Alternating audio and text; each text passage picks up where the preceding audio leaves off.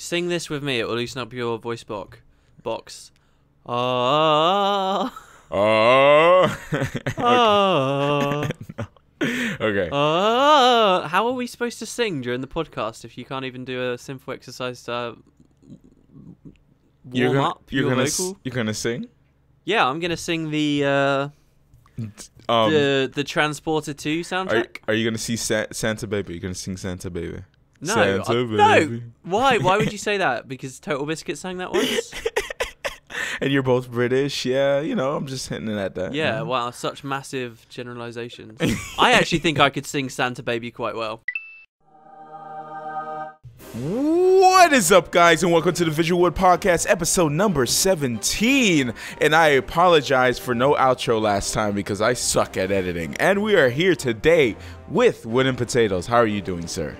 I'm absolutely fine. I was so disappointed in that lack of an outro last time. Yeah. I was listening to it. Did you know I listen to the full podcast every time you upload it? That is weird. How could it's you kind listen? of narcissistic, isn't it? It's like, oh, he's talked to a guy and now he's listening to himself. I watch most of my videos like at some point while I'm playing Guild Wars 2.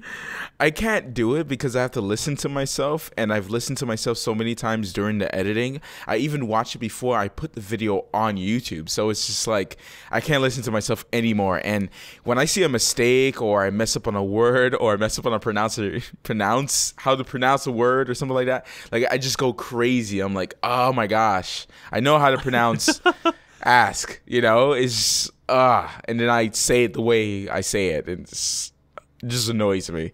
If you look at like some of the really early Let's Players, yeah, like the reasons why some people started Let's Playing was so that they could, years down the line, go back and watch their own stuff. Like before Let's Play was really like its own thing, it was almost the same as like filming your kids opening presents at Christmas. See how I mentioned Christmas on theme, and then watching it back later, like, and no one would bat an eye. But it's weird now because most people, you just sort of think they don't watch their own stuff, I think, and then they leave it there. I was watching some of my old stuff, and oh my gosh, I just talk so slow. I couldn't form sentences. I couldn't talk. I still can't do that now, but I'm a lot better at it than I used to be back then. You know, I'm a lot better at talking. Oh my gosh, I was so slow. It was like a turtle. It's like watching a turtle. How much stuff is still on your channel? Like, have you deleted a lot of your earlier stuff? No, I haven't. It's still there. Oh, I'm gonna watch a Matt Visual Let's Play later. You know, but I had to remove Limbo, which was one of my favorite games to play on the channel, and because of copyright stuff. Because of copyright stuff. This is before I got with a company. Dude, you know what I did when I played Limbo? My episode 1 of Limbo, I did like what people do where they illegally upload episodes of The Simpsons to YouTube. I reversed the screen on it. So instead of walking from left to right, I'm actually walking from right to left and everything's like a mirror image. And by doing that, I avoided the copyright thing. See? It's too smart. It's too smart. You gotta keep pace. And that's also on topic too because of all the copyright stuff. Like, we haven't really talked about it. Have you been following it much? Yeah, but I think a lot of people have, you know, beat that dead horse. Me. Amazing. I'm noticing. I'm on your channel right now, and I'm noticing you play Terraria without me at one point. What? When?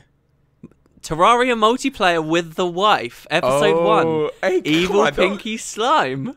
Don't announce my old videos. Those are terrible. Dude, this is amazing. First video on your channel. I'm going to remove them all now. I'm going to remove them all. Don't worry, guys. I will download and back it all up. You can catch that on Wood and Potatoes at YouTube if you want to have a look. Forest Path picture version, original music by Matt Visual. So this was a big thing about you, right? Yeah, I used to do music. You used to do music. How many of your subs do you think remember that? Oh, actually, people mention it every once in a while. I think like the fans that, I mean, I don't want to call them fans, but the people who have been watching me for a while since the beginning, they remember all that music I used to do. And people who just come in and they kind of just search through all my videos to see like what they like, and they run into my music again. Because I do have a little playlist like at the bottom of my page that has the bottom. The bottom. Yeah, because you know, it's just there if people want to listen to that, what I used to do.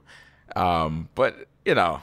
Do you ever still get like the twang to make more music? Yeah, of course. Obviously, I used to play drums like religiously for years, and I just kind of stopped when I came up here to Georgia, because I live in an apartment. I have drums in here, or condo, should I say? Wait, whoa! You say this, but you have a neighbor that plays like ridiculously loud music and is like a DJ. Yeah, dude. he's a DJ. Yes, he's a DJ. So if he can do that, you can play drums. DJ Silverlight. So Silverlight, I think. Because look, this is perfect. Yeah. Wow, this is perfect because either he won't care, or he will care, but it doesn't matter because he's loud. And then all the rest of your neighbors will just assume it's him while you're playing the drums. I guess. So there's no way to lose in that situation. You've got loads of music videos. I love the thumbs on these as well. Anyway, maybe we should talk about Guild Wars 2? Maybe. Shall we also explain what's going on with the podcast this week? Its duration? Yes. Okay, so we're going to try to keep this short. We're going to try to keep this short because this is really early in the morning, and I have to get ready to I have to go help my wife. She's selling a lot of her crochet stuff.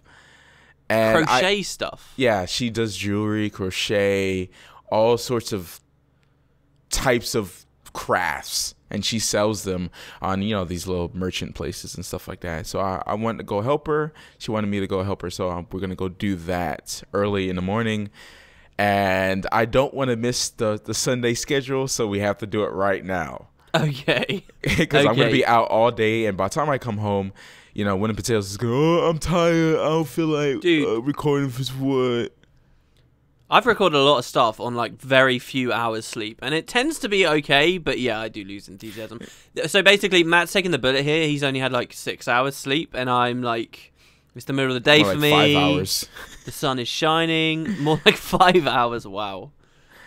Yeah, I'm running on fumes right now. I used to do that a lot in high school. Anyways, Guild Wars 2. So we have the Winter's Day patch. The regular patch, with the regular events, it's the same thing pretty much. I mean, for the most part.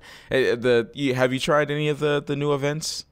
Yeah, I've had my hand at most of... Actually, no, look, I've got to be honest. The Winter's Day stuff, I've played loads of the jumping puzzle. I've played the Dolyak Escort stuff. But I haven't done any of the Stable Madness, and I haven't done any of the Toypocalypse stuff just yet. I've done loads of new patch stuff, but it's all been the Nightmare Ends rather than Winter's Day. Yeah. So explain a little bit about that, because I only completed the first living story. I didn't know that there was more story to it. Actually. Yeah, so like this is going to be a really interesting podcast, I think, to compare to last week's podcast, because last week we were like, oh yeah, look, it's a lot of rehash stuff, but we're getting Ascended gear, and what was the other thing we got with this patch? New healing skills and a balance patch. Yeah. No, yeah. That was pretty much it, and we thought that it was mostly going to be carried by the Winter's Day stuff, but ArenaNet came out with this thing where they basically said, look, it's going to be a few weeks, we're going to have a bit of a break, and then do the epic conclusion to sort of start the living story, and sort of, I guess, to tide us over for that break, we actually basically got 2 patches at once, right, because we got the Nightmare Ends and Winter's Day together. So there's all the Winter's Day stuff we talked about before, but actually now there's also a whole new meta event that you can do in Keswick Hills around the collapse of the towers. So you did the story instance, but you didn't explore much of Keswick after that? Yeah, I did actually. I walked around the whole thing, but I didn't see anything. I guess I didn't recognize it. Oh, well, now, first of all, it just looks awesome there, guys. Like, if you've not played, if you haven't had a chance to see it at all, that tower collapsing down, wow. Keswick looks even better.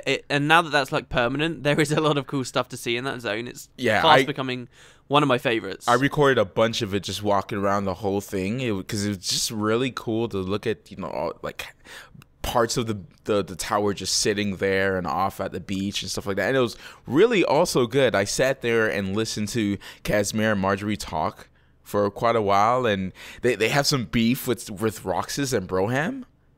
Rox and Braham, yeah, Broham, bro, dude, the Nord. Yeah, I made a joke about that. That's why it's in my head that his name is Broham, even though it's with an A, not with an O.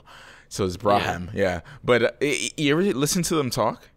Yeah. Well, I don't know. They've got some stuff. They've got some funny stuff to say. We got a question on later, right? Yeah, a little bit. Yeah.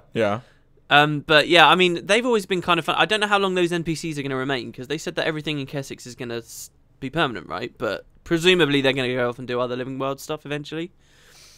So I don't know what they're doing exactly there, but the zone does look awesome. And essentially, what they've done is they've added a few new events. There's still like those toxic spore towers that you had to break. Yes. And like there were loads of them for the original patch. Those are actually still in Kessex, but they're not tied to the meta at all. Like you'd expect them to still be relevant for the meta, wouldn't you? But they're not really. Instead, they've added a bunch of new events as well that are sort of permanently a part of Kessex and sort of talking about the Toxic Alliance, but not actually like showing that it's still active kind of thing. So like there's a Toxic Alchemist, for example, and here there's 2 events to do with him where one spawns and there's all of these like toxic machines about that you break, and then he spawns as a champion, you kill him. There's a spider that you got to kill and a giant worm that you got to kill, and they've just been sort of added in this general area around Kessex. And there's 2 achievements for each of them. There's like one to kill the boss, and then there's one to do something special in the fight. And then there's achievement when you did the story instance. Did you get an achievement for completing it? Yeah, you did. I knew you would have. Do you know what that achievement was for? No, I didn't. No, I don't think so. So there's 2 achievements for that story instance. One is for completing all of the puzzles in there, and actually thinking about it and reading the dialogue and doing it, and completing all of the puzzles. And the other achievement is just for clicking your way through very quickly and doing all of the fighting. And I'm almost positive you will have got the fighting one. Almost positive. Hold up, you could do it without doing the puzzle? Yeah, well, no. Yeah, you could do it. You had 2 options for each thing. You could either figure it out and think about it and read the text, and or you could like click the X thing and then just try and break it, and then you'd fight a few more. No, I did the puzzle. I thought you had to do the puzzle. No, you don't. Well, you got an option. I've surprised you, my friend. So you got the achievement for doing all of the puzzles? Yes, I did the puzzle. Oh, okay. All right. I take it back. Wow. I didn't even get myself. That. I didn't know that you could just break it. I would have probably done that. I ain't gonna lie. I'm not gonna lie. But the puzzle was cool, though. I went back, and she was like, oh, I should have thought of that. I'm like, yeah, you're stupid. You didn't look around the whole tree. You stupid. Oh, wow. Yeah. The woman should be in the kitchen, right?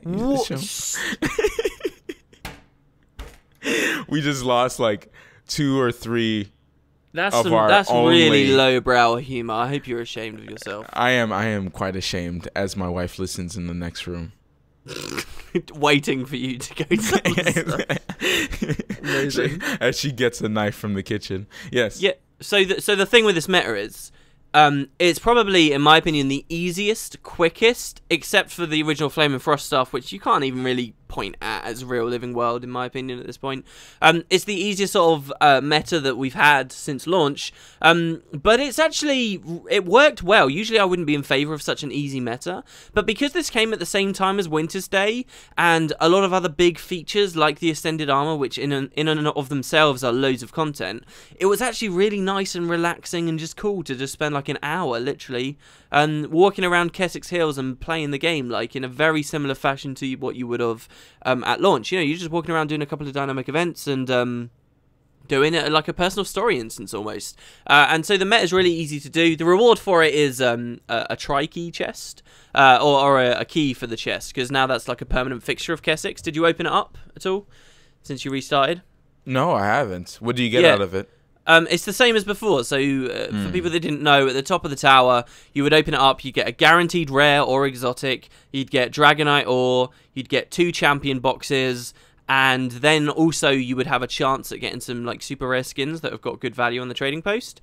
And you could open this chest up with a specific key, which you can now get drops from enemies in Kessex Hills, all over Kessex Hills as far as I'm aware. So like as you fight through Kessex Hills now, all the enemies there have got a chance to drop a mysterious key. You get the 3 colours, you make the thing, and you open the chest. And by completing the meta, they give you a free key too. And that's like a permanent part of Guild Wars 2 now. Like, that's something to do in Kessex Hills, and I really like that, right? I mean, it's another little bit of flavour for a map. Yeah, definitely.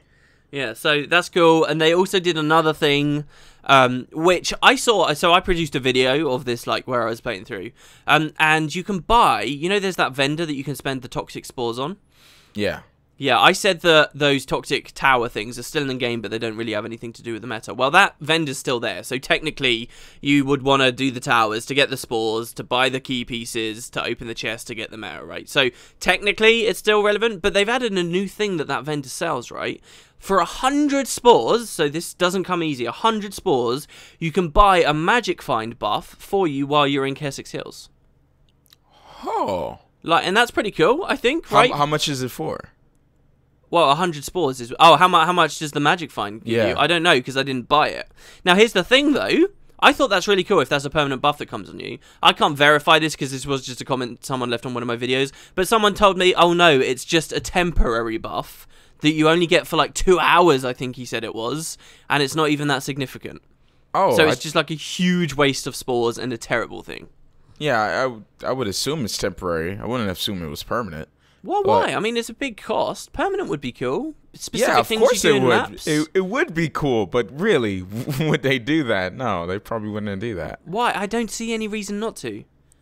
Because they want this grind to get, what's the cap? 200%? Oh, yeah, okay. Yeah, but wouldn't that exist separately? Because if you get 300% magic find from your achievements, then you can still pop a magic find booster and go higher, can't you? Yeah. Or you're talking about a permanent boost or a permanent addition to your luck? I'm just talking about a flat magic find buff that exists outside of luck. Just like if your guild is giving you, or your server, because it's doing well in World vs. World, these things give you luck, but it doesn't actually... No, they give you magic find, but it doesn't affect your luck. Like, anyway, that's just technicalities. I think it would be cool. I think it would be nice that in each map, you've got some specific task you can achieve within each map. You know, something that can take a while to do, but then will allow you to have a permanent buff and incentive to keep playing there and completing the events there and stuff. That would be cool. And that excited me until I've heard it was temporary. And that, it just sounds like a terrible, terrible sync. So, I don't know. Again, I can't verify it. I don't know which it is, but that's the nightmare ends in a nutshell. All right, so what do you think about the new Ascended armor? Are you going for it right now? For your engineer, like you said last week? Yeah. Do you want to recap people on what we said last week? All right, so basically last week I was unsure if I was going to get Ascended armor based on the stats to see if it was going to improve my experience so much. If I do get the stats, if I want to switch my build, especially with all these balance patches coming out, I don't know if it will be worth it to spend all that money and then have, those same stats and then have to spend all that money to get another piece of gear all together again. A solution that I was thinking of that would probably be making it a little bit worth it is getting a legendary, making Ascended armor be a precursor for a legendary armor, right? So people who have Ascended armor can go forth and make it, get all your... Because legendary armor, basically, you could switch the stats at any time. So it'd be perfect to get, basically, if you want to switch your build. I didn't even think about that. Dude, precursors. I didn't even consider that legendary armor would need a precursor. Yeah, it was thanks to a comment. A comment, he was saying, oh, why not switch the precursor scavenger hunt and have Ascended weapons as a precursor to legendaries? And I'm like, why stay there? Even though I think it won't really work with the weapons because people already bought Dawn, people already bought all these what they need to get the legendary. Yeah, but for something that hasn't been out yet, like the rings or the armor.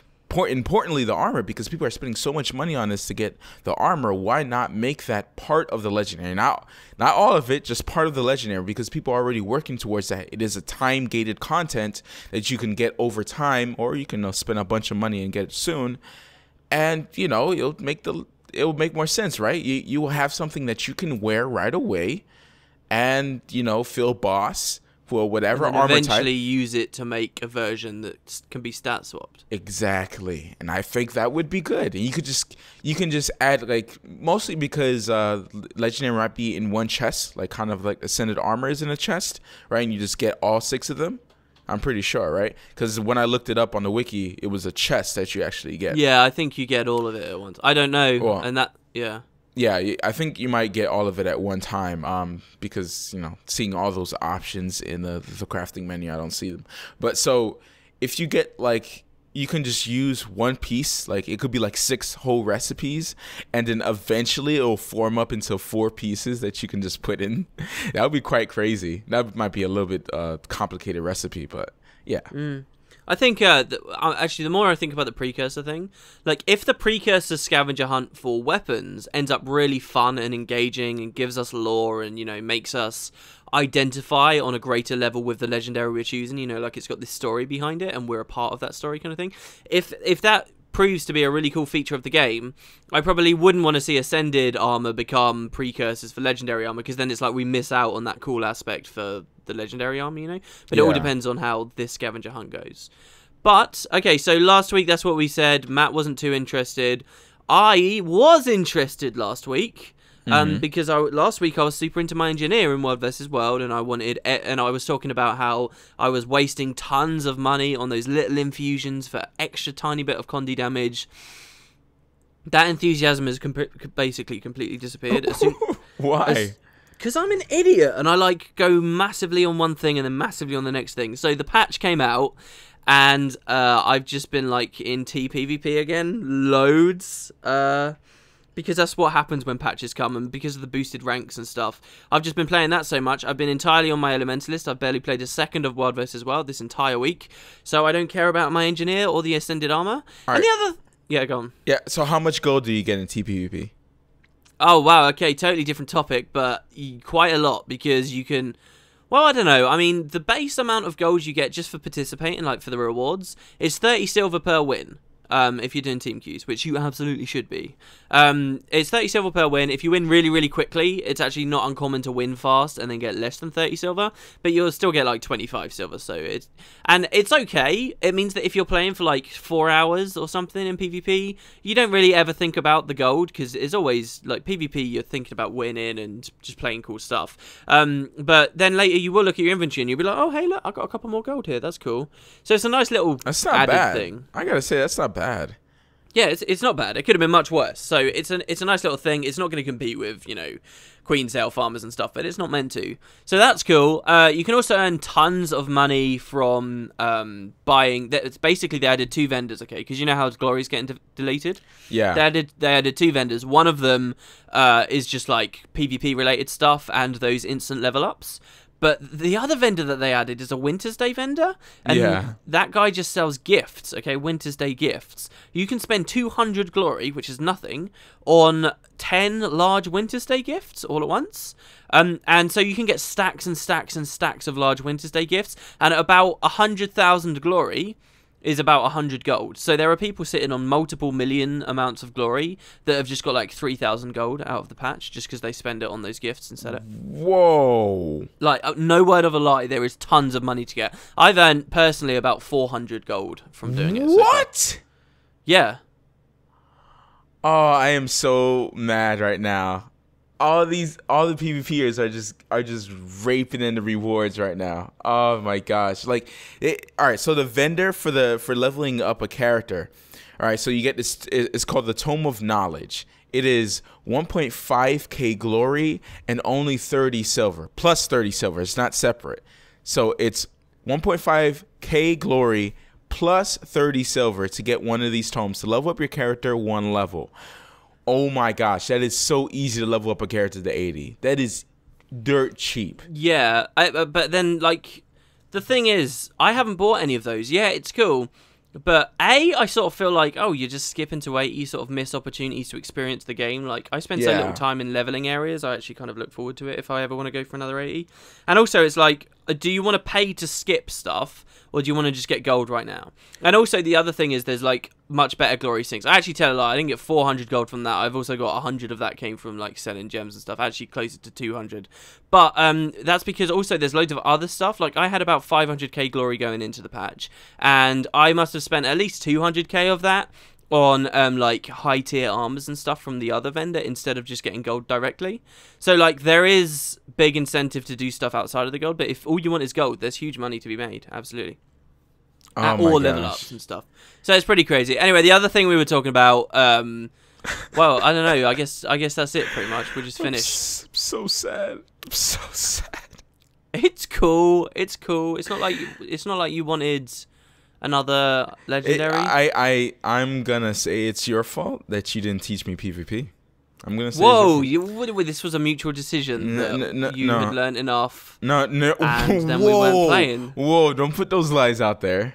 Let's not put those lies out there. Let's not. All right. So the living story in review. Dun dun dun dun. Oh, we're talking about this. I think that's smart. Nice. Well done. Yeah. Of course, we're gonna talk You're about a good this. host. Well done. Yeah. Come on. People watch this show for me, of course. Who cares about wooden potatoes? All right. All right. Great host. What is this right. interesting news? All right. That was a lie, guys. That was a lie. Wow. Don't hate me. Putting himself down because he's tired and he's a grumpus and he's gonna go out soon. All right. So the living story in review. All right. So basically, the holiday patch. Winter's Day is going to be, that's the last patch for this year. And they're going to start back up in January. And in January, more Scarlet. Yay. I don't have a problem with Scarlet. Scarlet. Yeah. Oh, that was great. You should probably do the voice acting. So, here's one thing that I love people have been saying. Like, I'm like, oh yeah, Scarlett's sometimes well written, and then there's all these people that are just saying to me, what do you mean she's well written? All she ever says is die, and it's like, okay, yeah, that line's maybe not too well written, but yeah, you can't just focus it on that. The thing is, there's not much stuff there. It never is much stuff there. But okay, so you get more talking outside of the living story than you do inside the living story. Yeah, I 100%. My primary beef with the living story is quantity of dialogue and it's so small. Story. Yeah, I was just playing a couple games that just have they have no voice acting, right, and they just have a lot of text, and I'm like, yeah, there's a lot more story here because of this. Yeah, and not everyone reads it. That's totally fine. Yeah. They have just as much option to skip it. Like Guild Wars 2, I get that they realized, people don't always read the walls of text, but all they did was really take the option away to ever read it with that move and the way that they designed a lot of their UI and stuff.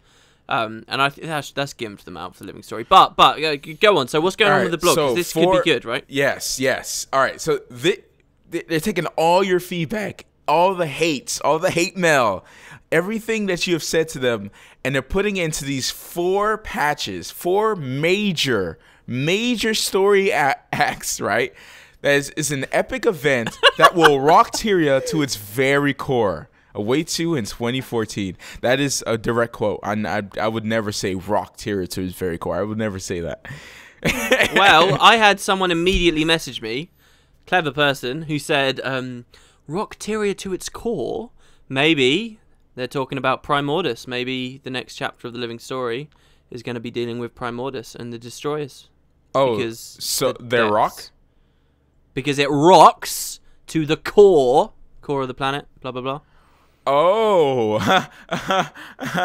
No, that's it's sort of punny-ish, but there could be a legit hint there. I really hope that, that's it, because rock to its very core, that means they're going to come up with another rock video or something like that. there has to be a reason why they say that. There has to be a reason why they say that. And well, you combine that as well with the fact, do you remember that I told you the Tengu in Keswick's Hills had their dialogue updated? Yeah. Yeah, do you remember? Yeah, I remember. Yeah. So the Tengu, for people that didn't know, like that little camp to the south of where the tower was, when the tower update came, there were a couple of new events that were added there, and dialogue changed with some of those Tengu NPCs, and they specifically say now that the Destroyers have begun to rise outside and inside of the wall, and that could be the push that they need, perhaps, therefore, to open their gates, join the rest of the races of the world, fight against the Elder Dragons, Primordus in particular. You look at this blog post, rock to the core, blah blah blah. Could be what we're getting. Tengu? You really think they'll put I think so. patch? I think something substantive, something that says, hey, living world can provide big things that people only associate with expansions in their mind, and we're going to do it right now with season 2 of the Living World. We're going back to the topics that everybody wants to look at, and we've taken all of your feedback. I hope that they've taken the right feedback, yeah, that's such a stupid thing to say. What do you mean the right feedback? How can anyone know? It's all just people's Opinions, opinions on what's going on. Like, the right feedback, in my mind, please just make it the perfect game for me alone, you know? Yeah. And it's not realistic, but they have tried their best. I think we've seen drastic improvements through Season 1 anyway. And, you know, this clear cut-off point is so important. It's so smart, dude. It's so cool that they've done this, because everyone can be like, right, Scarlet's done. And then if they... What ArenaNet desperately need to do with this break after Scarlet's over, because for clarification for everyone, we're having a break, but that break is so that they can make 4 really strong updates as like the conclusion for Which is what people have been asking for a while. It's like, okay, take your time and actually give us something really good. Yes. So that is what they're doing there, and then Season 1 ends, and then we may have another break, perhaps not, but then they're going into Season 2, which is going to be a totally new story. And what I'm saying is, after Season 1, I think season is kind of a stupid term for what they're saying, but after the first story ends, and the second story is about to begin, do you know what they have to do? They have to say to every man and his dog in this community, guys, it's all new, it's like, I think... nothing is really going to be great unless like they even go something super drastic like renaming the living story, like being like, okay, this isn't living story anymore, this is or something else, and they will probably never do that. They could catch their attention by adding something like a continent to the game. If they do that, people are gonna come back just to play that new content, right? And see what the living story is. That is an easy way to get someone in. All the news sites will be saying, oh, living story patch, expansion for free, Guild Wars 2. People are gonna be clicking on that link like, oh, what's going on here? Yes, if it's right, and at the end of Season 1, or Year 1, should I say, when we finally defeat Scarlet, Tengu is released, because they kind of hint at a lot of features coming after Season 1, right? That's going to be in this patch or whatever, like a little bit later. Maybe Tengu, and then with that new living story content, all this stuff is released for Year 2 or Season 2, and it just starts off living story on a big punch. And if they do a lot of dialogue, they have a lot of good lore there that makes you interested, a lot of epic scenes maybe, or some... It has to be with a bang, right? Yeah. People will come back and be like, okay, living story does not suck. Because the people think right now, all living stories suck, I just don't care about it. You know, and I can't say that they're not wrong, because a lot of the dialogue there is not there, and usually I play the patches for the features and stuff like that, even though I did like a lot of the other patches, especially the Thalmanova reactor story. I like the dungeon itself, but not for the story. But yeah.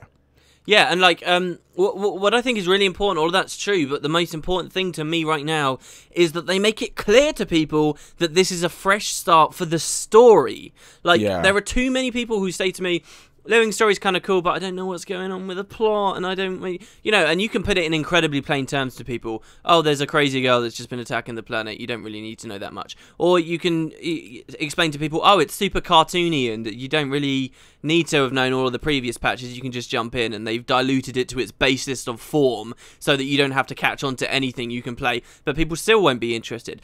Let people know, right, this is a totally fresh start. Please focus on the story now, and then hopefully it will have that people will go into it with an open mind, and then maybe ArenaNet can actually deliver on some of these promises, like, and we can see it go to where it needs to be. And you're totally right too with that other thing you said about like cutscenes, and that's a perfect example of, I feel, how they're getting better. Like that cutscene when the tower blew up was awesome. Season 2 of The Living World, right? What if that starts with something else getting blown up that's really important to us? Or, you know, it actually starts with a cutscene, you know? That's a really exciting prospect to me, that these cutscenes could become... Like, if I was them, I would certainly be like, look, we need to put more resources into this cutscene team, because, yeah, I mean, they don't really add depth to the story, but I think they are important for getting people captured by it in the first place. And if we had, like, a cool cutscene at least once each patch, then we could be really going somewhere with keeping people enthused, right? Those cutscenes are awesome, and if we're seeing more of that in Season 2, that's a great example of how it's better than when Flame and Frost came around. Definitely. Yeah. I can't wait. I really can't wait, because... They saying it's gonna be epic, man. They're saying I'm a little excited to see what's gonna be going down. The tone of that blog post, and I think some people feel ArenaNet have got a bit of a reputation now of bigging stuff up that's not. Exactly. Really that big. I think a lot of the time though, that's ArenaNet throw a morsel at the community, and the community turn that morsel into a feast.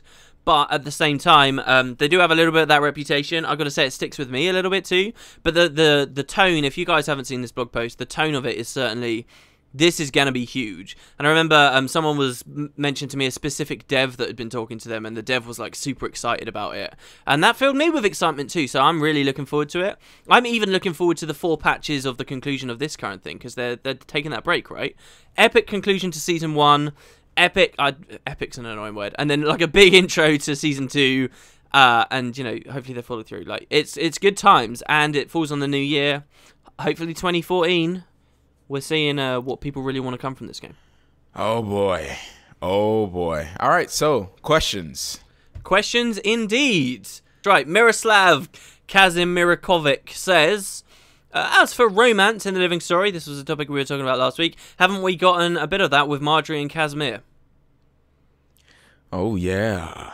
All right, so if people don't even know. What was that? Yeah, I don't know.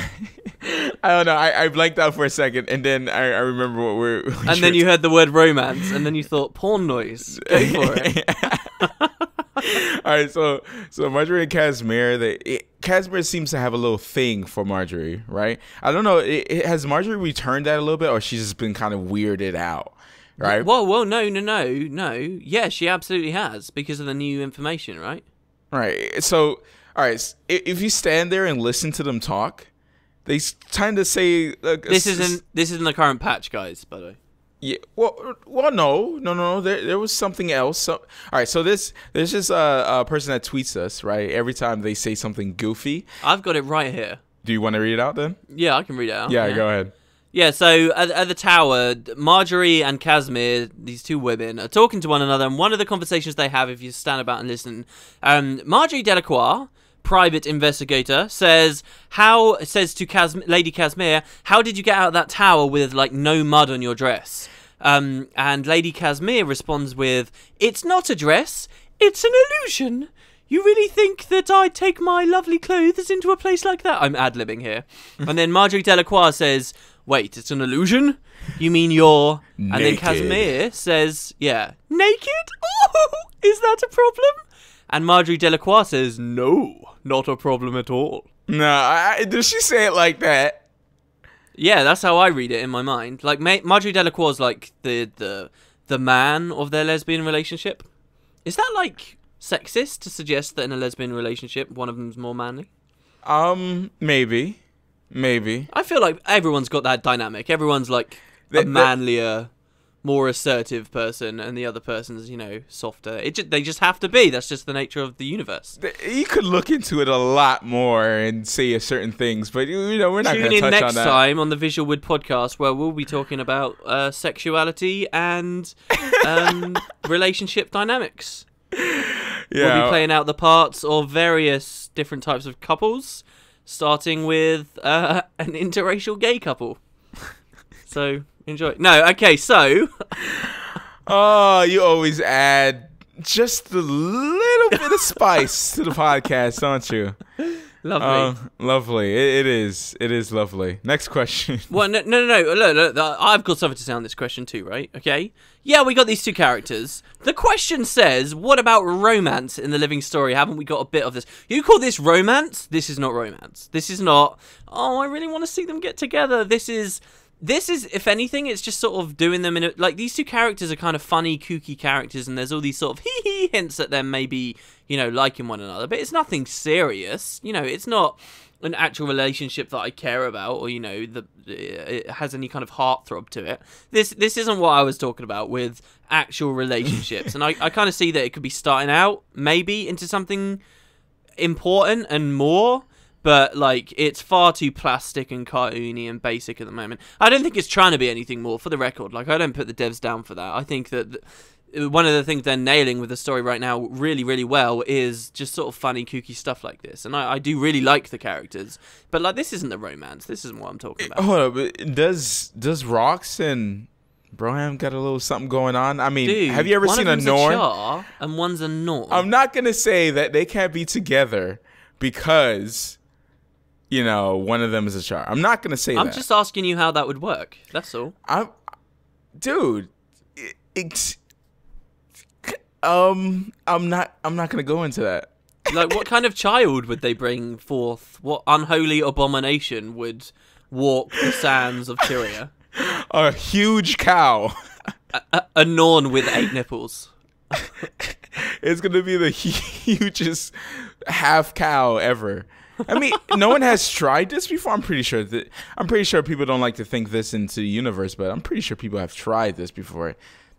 There's no back corner lore of Norn and Char together. No, like ArenaNet usually avoid a lot of stuff like that. I do remember playing through the game at one point. There was some off, the cuff reference somewhere in the game about something along those lines, but nothing, substantive or interesting. I mean, these are cool topics, and if the game wasn't, an MMO that had to, have a certain age bracket and stuff, I think those would be really interesting topics to go into for a story. This VisualWood is 18 plus. It is. Whoa! Okay. If you're not 18, go away. This should just be my thing on this podcast, telling varying demographics to go away. Because so. I'm glad you didn't get that. Next question. Next question is from BertTVB1, who says, if you could... I love these questions. Keep them coming. If you could have one skill of another race or class on your character, what would it be? Okay, so... I always think about the portal. But I would love to have some type of stealth as my guardian. How OP would that be? As soon as I'm about to die, I use the stealth, right? Just for my healing, just to get back up, or my healing skill to pop back up and just heal.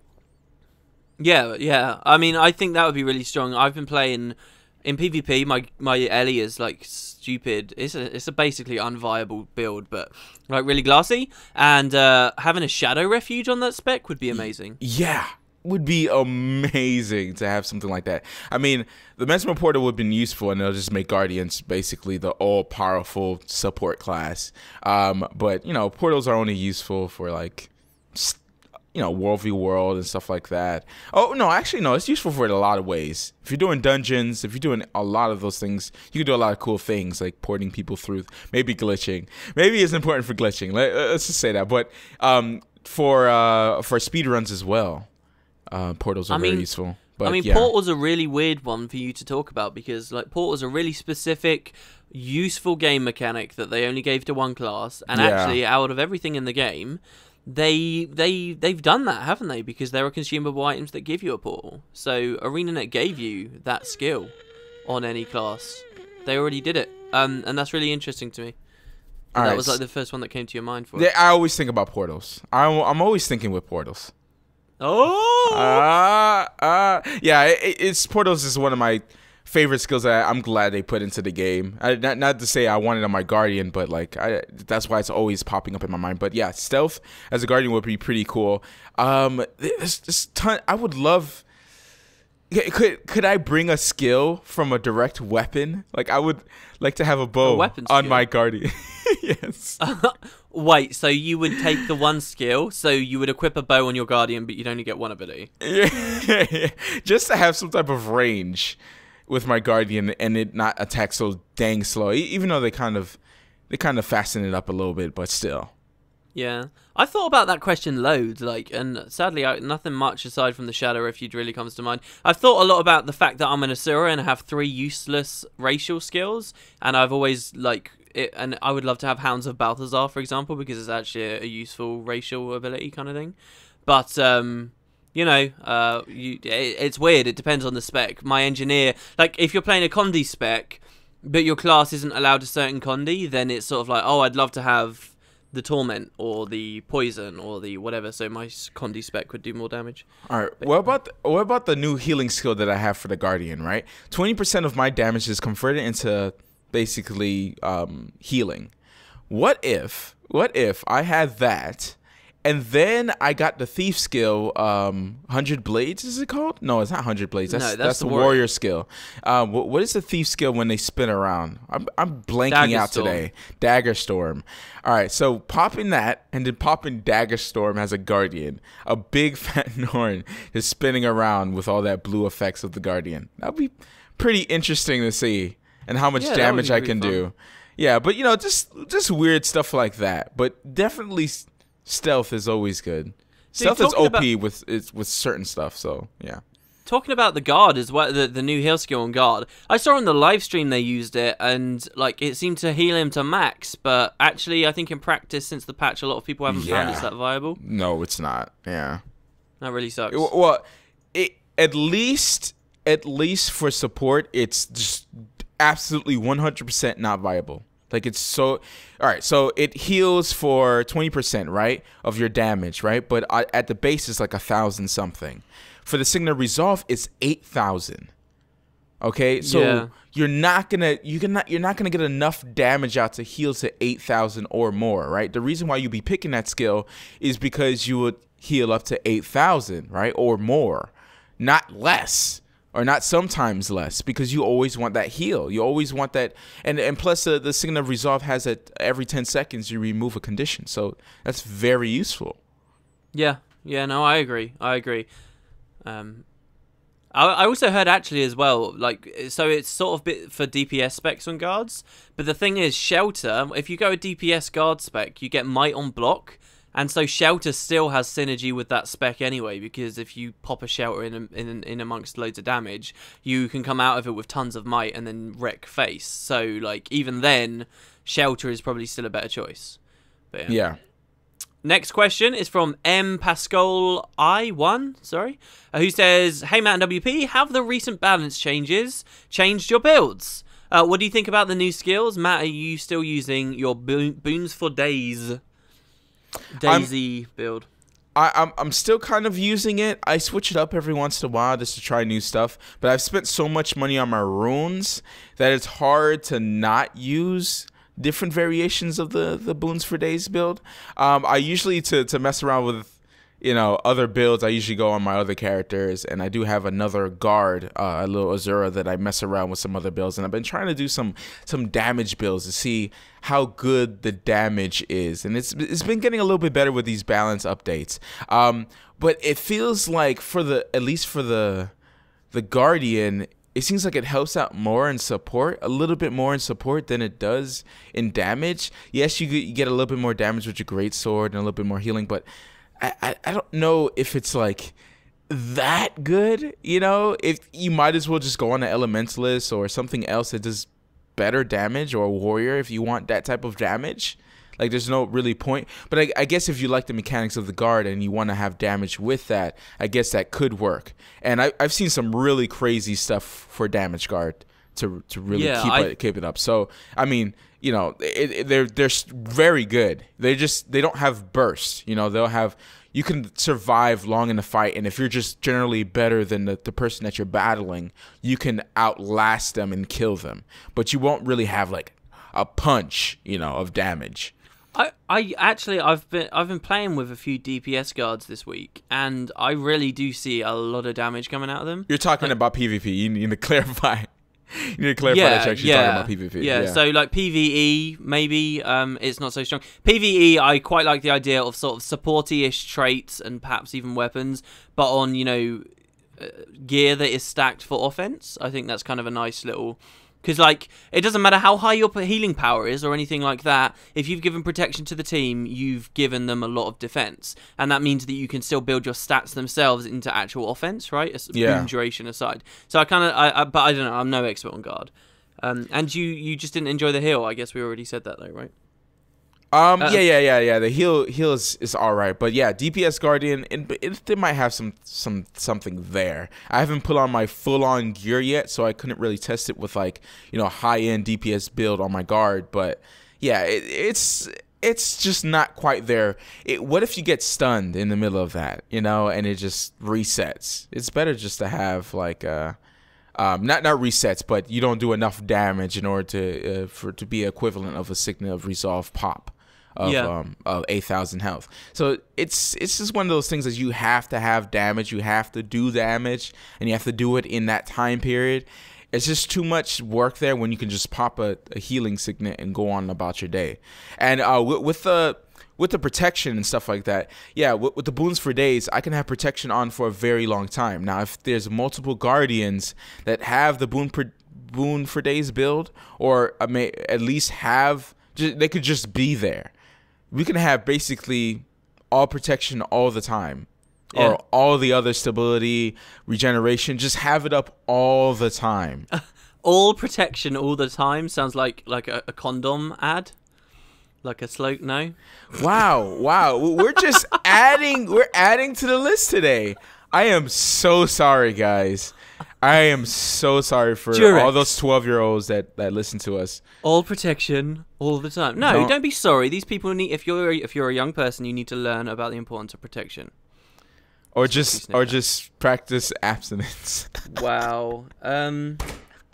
Next question. Sound like some. Oh yeah. Okay. Let's move some on. nun. Some like I was gonna say religious nut, but I thought maybe that would be a bit offensive. Tyrion Vlogs says, I love seeing that random moa bird walking backwards in the video. Do they usually do that? Yes, they do actually. No, they don't. All right, so I record the video, right? And it takes an hour for them to kick me out. If you're standing still in Guild Wars 2, an hour of inactivity, you get kicked out, right? So what I do, instead of recording 2 hours of footage, what I would do is just reverse it backwards, right? It's a cheaty trick. Excuse me? It's a cheaty trick. It's all you have to do is come here and record your Audacity and your audio and send it to me, sir. I don't want to hear anything about editing. All right? Huh? I don't hear nothing. I'm sorry. This might be your last show, Women Potatoes. This might be your last show. You're running on thin ice. Was that the last question? No, there's one more. Last question. Woo! Yeah. Dude, do you want me to say this guy's username? Oh, no. No. Okay. No. Right, I see you've highlighted it for me. Random user says... what's your opinion on exploring parts of the map not accessible via...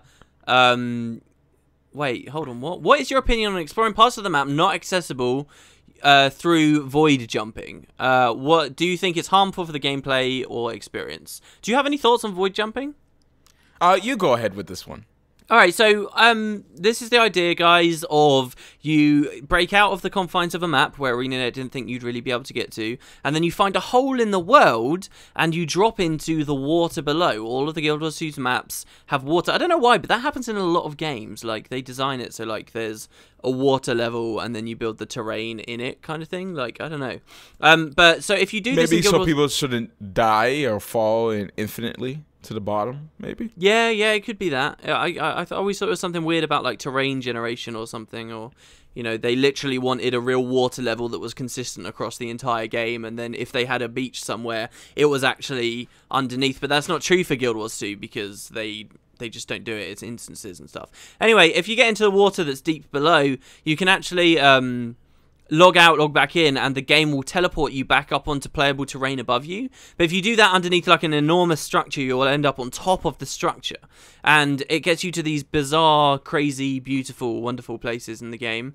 And often, obviously, when you do this, you're pulling back the curtain and you're looking at areas that are completely placeholder or bugged out or just don't really exist, or there's nothing to see. So, for example, you can go behind the Tengu wall right now. You can do that using this technique, but there's nothing to see there. It's just the edge of the map, and then it just trails off into nothingness. So I don't think it's harmful for the game.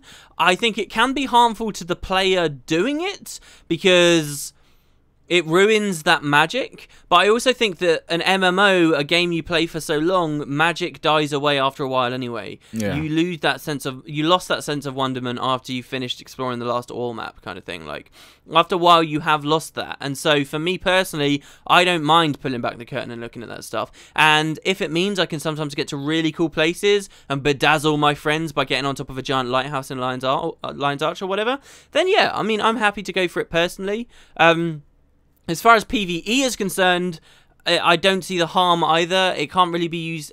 If it was eventually used to exploit, you know, skip entire dungeon paths, grab chests, continually get rewards, stuff like this, then yeah, it's going to be harmful. It's going to be harmful to the economy, potentially, and at that point, you know, they should look at patching it or doing their best to resolve the issue.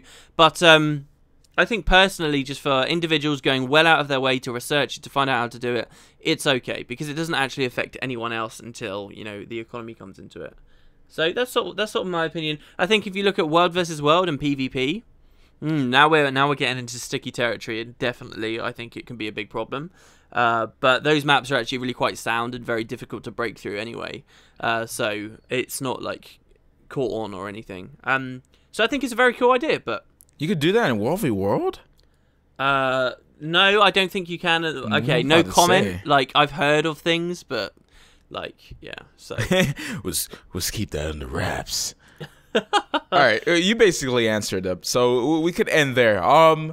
Also, there's gonna be no patches at all for the next, well, the year until the year ends. Yeah. So I don't know exactly what's gonna happen with VisualWood, guys. We're gonna still do it, of course. I just don't know what could we talk about. I guess we could just go like we always do, what we've been playing, and a little bit of Guild Wars 2, any questions that we will have, and then we'll just kind of talk on it. Fine. We'll talk about topics, basically. Yeah. And you can leave. What about people leaving topic ideas in the comments, and we'll see what we got. Yeah, leave topic ideas of us to talk about and just dive in. You know, you ever wanted us to really dive into a question for like an hour and a half? Let's do that. Let's do that. That's going to be VisualWood until the Living Story patches come out. Anything else you want to say? No, that's totally fine. I'm looking forward to the next one. And are you nice and awake now to go out and get selling some stuff? Some craft stuff? Yeah. I stumbled and tripped through this VisualWood. I was half awake during all of this, guys. Half awake. Anyways, guys, I hope you enjoyed the video. Thank you for watching, and stay visual. I'm not saying it this time, by the way. I'm not saying it. What? I'm not saying it. I'm not saying it. Because say it. The outro music, it needs you. It needs you to end. It needs you to end the podcast. The outro music is still playing. And Ritlock has no pad.